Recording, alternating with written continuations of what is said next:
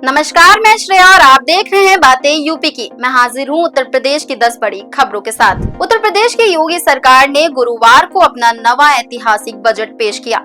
वित्त मंत्री सुरेश खन्ना ने 8.08 लाख करोड़ का बजट पेश करते हुए प्रदेश के विकास को नई गति देने के कई बड़े ऐलान किए।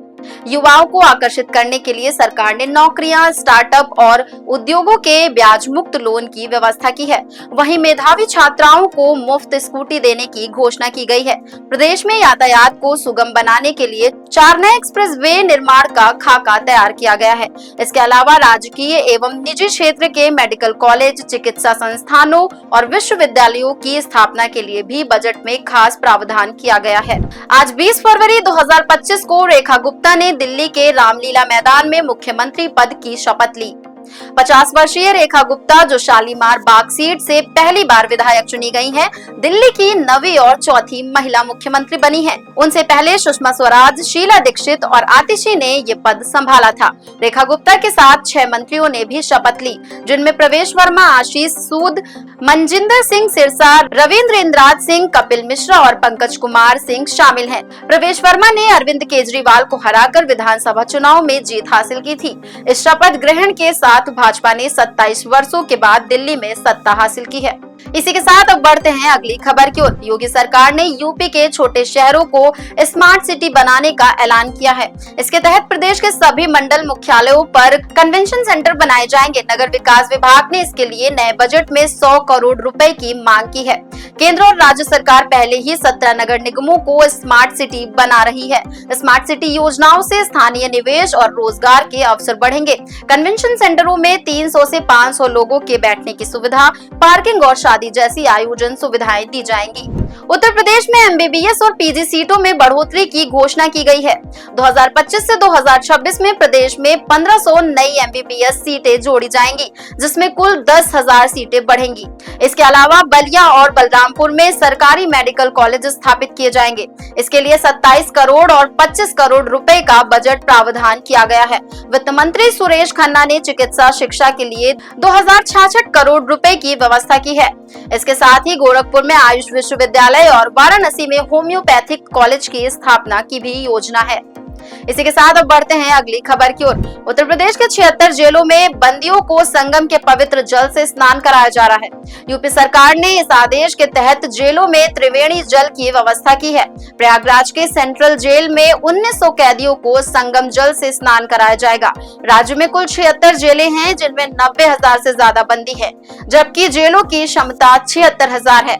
इस विशेष आयोजन से बंदियों को धार्मिक शांति और पुण्य की अनुभूति मिल रही है। यूपी बोर्ड परीक्षा 2025 के लिए आगरा को 6 जोन में बांटा गया है। 166 स्टैटिक मजिस्ट्रेट और 18 सेक्टर मजिस्ट्रेट तैनात किए गए हैं, जिनमें अति संवेदनशील केंद्रों पर अतिरिक्त मजिस्ट्रेट होंगे।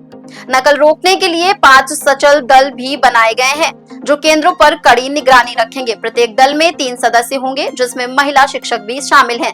24 फरवरी से शुरू होने वाली परीक्षा में सख्त सुरक्षा व्यवस्था के तहत नकल पर पूरी तरह से रोक लगाने की कोशिश की जाएगी। महाकुंभ के पलट प्रवाह के कारण काशी सांसद टूरिस्ट गाइड प्रतियोगिता अब 20 मार्च से शुरू होगी। इस प्रतियोगिता का उद्देश्य काशी की गहरी समझ रखने वाले युवाओं को टूरिस्ट गाइड के रूप में तैयार करना है। प्रतियोगिता के पहले चरण में 1,500 से अधिक रजिस्ट्रेशन हो चुके हैं। प्रतियोगी को 5 मिनट का समय मिलेगा और उन्हें 50 अंकों की प्रतियोगिता में भाग लेना होगा।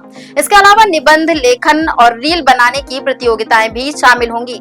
फाइनल प्रतियोगिता 28 मार्च को होगी। अब बढ़ते हैं अगली खबर की ओर। उत्तर प्रदेश लोक सेवा आयोग यानी यूपीपीएससी ने 2025 के लिए सम्मिलित राज्य प्रवर अधीनस्थ सेवा यानी पीसीएस परीक्षा सहायक वन संरक्षक यानी एसीएफ और क्षेत्रीय वन अधिकारी यानी आरएफओ के पदों पर भर्ती नोटिफिकेशन जारी किया है। आवेदन 20 फरवरी 2025 से शुरू होकर 24 मार्च 2025 तक किए जा सकते हैं। इस बार 200 पदों पर वैकेंसी है, जो पिछले साल से कम है। उम्मीदवारों की न्यूनतम आयु 21 वर्ष और अधिकतम आयु 40 वर्ष होनी चाहिए। यूपीपीएससी प्रीलिम्स परीक्षा 12 अक्टूबर 2025 को होगी। वाराणसी ने प्रदेश सीनियर महिला कुश्ती प्रतियोगिता में ओवरऑल चैंपियन बनने का गौरव हासिल किया। 6 गोल्ड और 4 सिल्वर मेडल के साथ वाराणसी ने 230 अंक जुटाए।